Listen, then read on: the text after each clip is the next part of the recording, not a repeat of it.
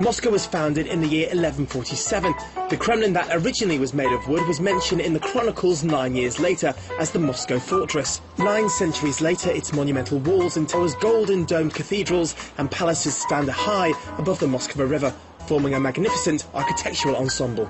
If the heart of Russia is the Kremlin, then its soul is Cathedral Square here, the so-called City of God.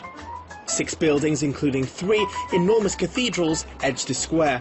Most of them are the works of Italian architects during the late 15th and early 16th century.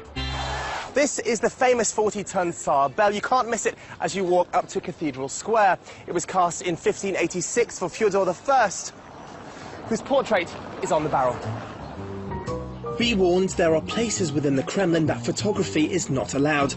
You must stay on the allocated pathways. If you stray, you will soon hear the warning whistles of the guards.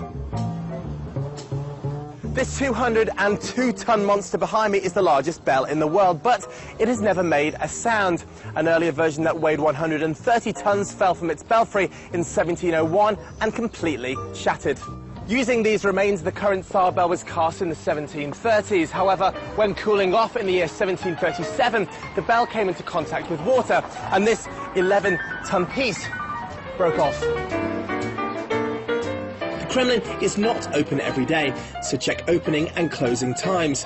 This magnificent symbol of Russia is one place you must not miss when visiting Moscow. Miss it, you miss out. Finally, the Assumption Cathedral is one of the highlights of the Kremlin ensemble, as for 6 centuries it has been the state and cultural centre of Russia. Inaugurations of Tsars and many other important official ceremonies took place here, and it was also the burial place of the Russian Orthodox Church heads. The foundation of the cathedral was laid in 1326. Later in the 15th century, Great Prince Ivan III ordered it to be rebuilt by a specially invited Italian architect.